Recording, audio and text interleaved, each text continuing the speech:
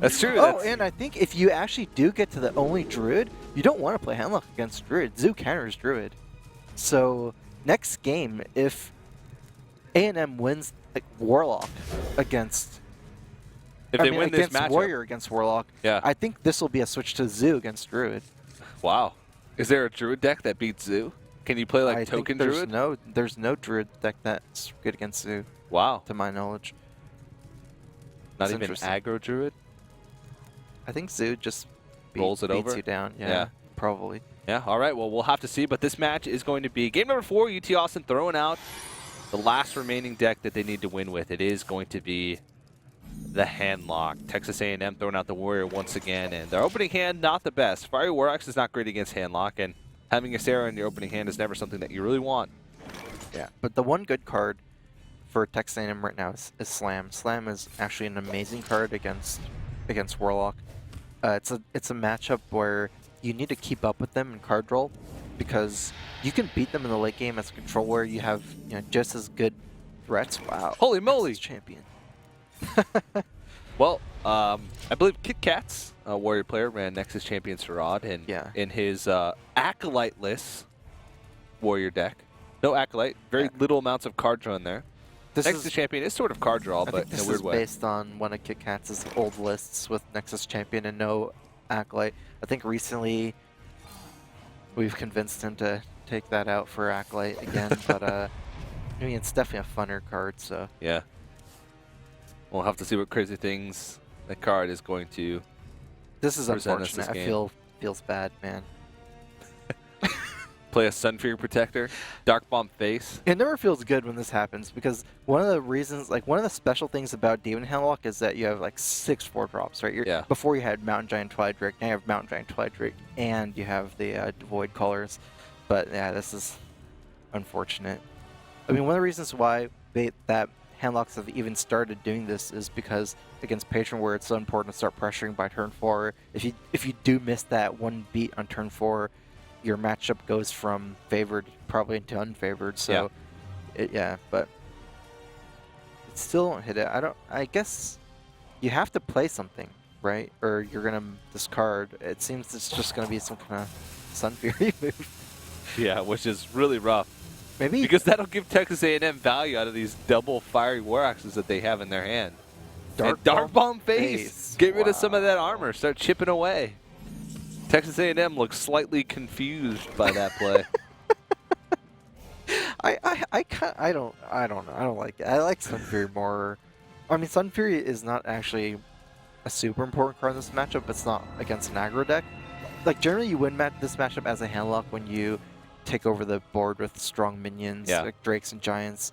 Sunfury is not a major player in this matchup, so at least the Sunfury does something. It would still be here as a Sunfury Protector, but now the Dark Bomb Face. I don't know.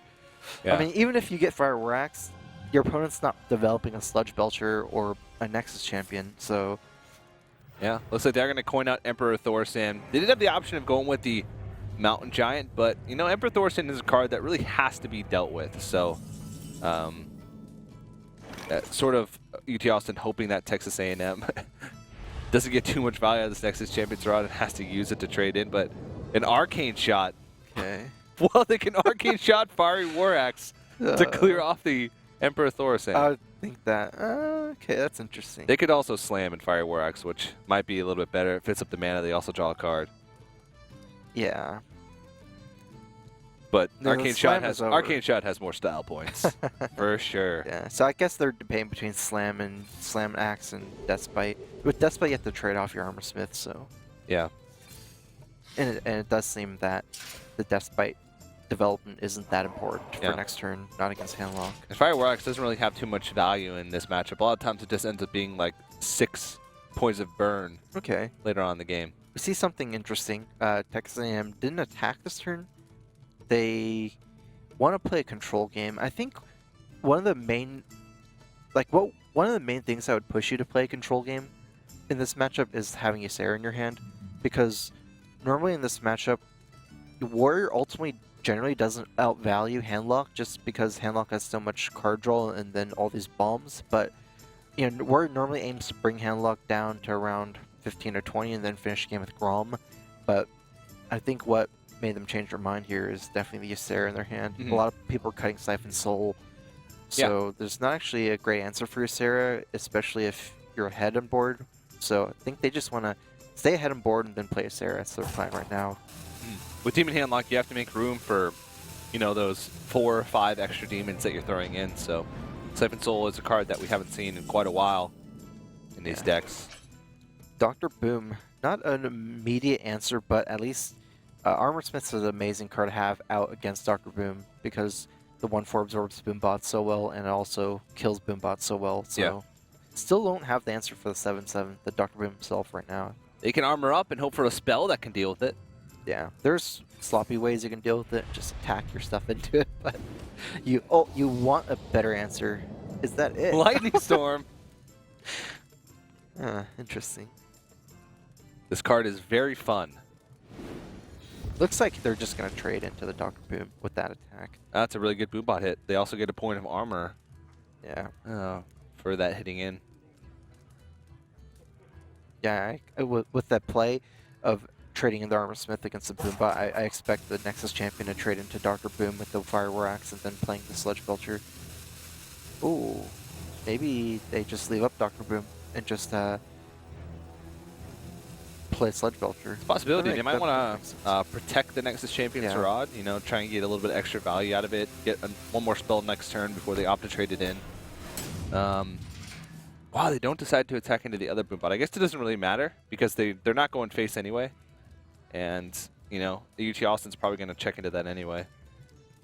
Yeah, not attacking into the other Boombot kind of makes sense because you're giving that 1/1 Boombot the chance to attack the Nexus champion if you attack into it. And then it would die to 3 instead of 4 Boombot ping. Ultimately, though, this is a little bit weak to AoE, and we do see a Shadow Flame in UT Austin's hand. Maybe it's a kind of an easy way to clear the board for them if they want to. You can do something like Dr. Boom trading into the Belcher and then Shadow Flame and Dr. Boom. You need a Shadow Flame for at least 4, so there might be a better way to do this. I don't think so. Is it worth it just for those, 3 creatures? Is it worth it to kill off to use Shadow Flame in order to kill off Nexus Champion and Armor Smith, basically? Yeah, and Slime. It's not that good, but ultimately, Nexus Champion is a pretty big threat to leave up over multiple turns. It's one of those Inspire minions. I can see either Shadow Flame here or just Mount Giant plus Void Caller. Looks like they're going to go for the Shadow Flame move. Yeah. Place a Void Caller down the board. They got plenty of demons to choose from in the hand. Dr. Boom is picked up. I feel like UT Austin might have wanted to play Mountain Giant this turn instead of Void Caller. These are turns where gigantic minions are coming down in turn 8 to 9, and having 8/8 allows you to trade and pressure much better. Like the main call for me to do that was the fact that they didn't kill your Dr. Boom last turn, so you should know that there's probably not a big game hunter or answer to deal with a big minion. Yeah. Like this is the safer play generally because it's much harder to remove, but you should have a read based on the Dr. Boom surviving that there's no way for them to kill a 7/7 or 8/8. So yeah, Dr. Boom, big game hunter. Yeah, right after each other. Yeah, it's a good one. Seems to fit, and UT Austin. Just tap here and play the giant, the boom. I mean the big game. This would be really funny if the Void Caller died here, and then the card gets pulled out, and then they can't play both. Yeah. I wonder if it's something to consider before making the move. It's not that unlikely it happens. Yeah, it's whether or not they want to take the risk of like BGH getting picked off by the Boombot or the Mountain Giant being damaged by the Boombot, or taking the risk of Void Caller being killed. You could just play the Mountain Giant, not the big game hunter. Yeah, that's true. Yeah. Oh well. So this is where UT Austin does take over the board. Texas A&M's whole game plan, but like this is a huge turn of events, right? Because with Texas A&M not attacking those turns and they're trying to set up this era, they got their plans all ruined because their plan is basically to stay ahead until turn 9 and slam Ysera, but now the board is just awful. So yeah, not going to be Ysera here anymore. They still have a lot of removal in their deck, so they can't play a long game. There's one of those pieces of removal in their hand right now. There's also this Lightning Storm. Doesn't seem so bad here. Yeah. They do have enough mana for Lightning Storm, Shield Block, Shield Slam, so they can... Shield Block, Shield Slam, Lightning Storm, which is exact. So they can kill whatever comes out of the Void Caller. If they deem that a bigger threat, then Than the Giant. They could also maybe kill the Giant with the Boom Bot if the Lightning Storm rolls high. I could see no Lightning Storm this turn actually. Just Shield Block, Shield Slam, and maybe play a weapon to kill the 4/2. Yeah. Since at this point you're not getting that much value from. Yeah, that's funny. Arcane Shot could be used as a Grom Enrager. That's true. Later on in the game. So it might be a good spell to hold on to because it's a cheap way to activate Grom without having to worry about killing it. I feel like these two spells, Arcane Shot and Lightning Storm, they're definitely going to have some significant impact this game at some point. They're cards that are quite easy to get value from, especially Lightning Storm against this deck. Yeah. A lot of minions coming down soon for Lightning Storm. Next Champion's Rod can go a long way if you get the right spells. But you can also get Totemic Might. For every Lightning Storm and Arcane Shot that you get, there's Totemic Might. thousands of angry nerds across the world getting Totemic Might. A card that I generally don't like to get, say as Priest, Thought Sealing is something like Deadly Poison, but Warrior with Deadly Poison sounds pretty good actually. Yeah. Oh yeah. Or Tinker's Sharp Sword Oil. That'd be pretty cool. Probably just a board development turn for Austin, just finding the right minion to develop here. Mm-hmm. Not too much to react to since there's just the Boom Bot. Yeah. Yeah, and Lothab it is. Kind of surprised to see Lothab here over... that's not exactly a lot of stuff going down this turn, whereas they definitely could have made more of a board development turn. Void Caller is probably a stronger minion than Lothab, and they had enough demons to, for both Void Callers to die. There's also Watcher that didn't come down. This could be to play around Brawl, I think.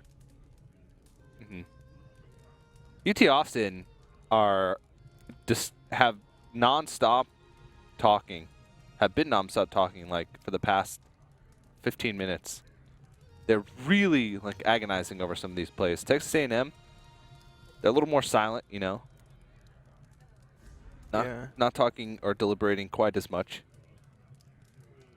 They do have more options though, which is kind of an interesting thing to note. I feel like so this might be a Ysera turn or Baron Geddon. There is an okay Baron Geddon. You can attack into the Lothab and play Baron Geddon, maybe even trade the Boombot in. But it's not great. I almost feel just go for the Ysera. It's not, there's not 12 power on board to kill your Ysera technically right now. Dream is not what he's looking for. It can be good later in the game if you need to like get past a taunt. Yeah. But a lot of times when you're in these stages where both players are sort of fighting for the board still, it's really only like a little bit of a tempo play. I mean, Dream is actually quite good. I guess I'm just a little bit too spoiled, always wanting the Ysera Awakens. Yeah. Yeah, I mean, Dream is by no means bad still in this matchup. A lot of big minions you can Dream. Would you rather have Dream or Laughing Sister? I'd rather have Dream. So definitely not the worst. Yeah. Not as good as Ysera Awakens, though. Yeah, that's true.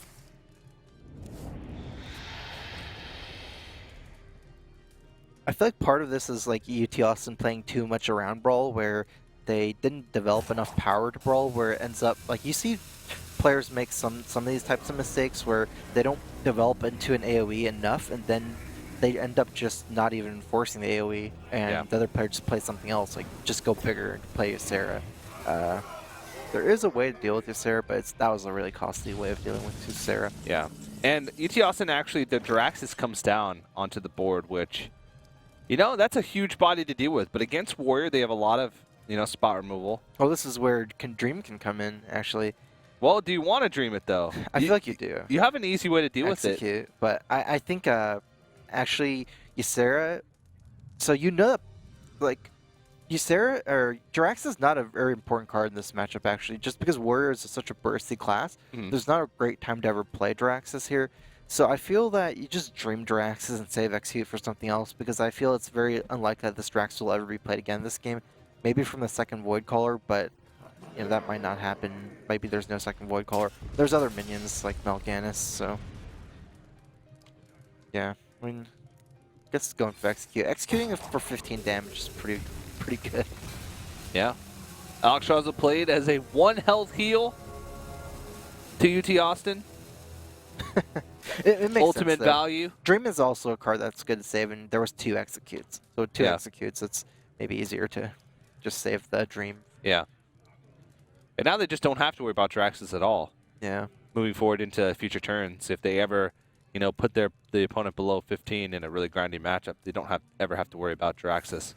There's actually no answer for Alexstrasza. I mean, there are 2 Sunfear Protectors, but when we see the hand is Execute, Dream, Arcane, Arcane Shot. If there's a Grom top deck, this is actually lethal through 2 taunts. All right. Because you can wait.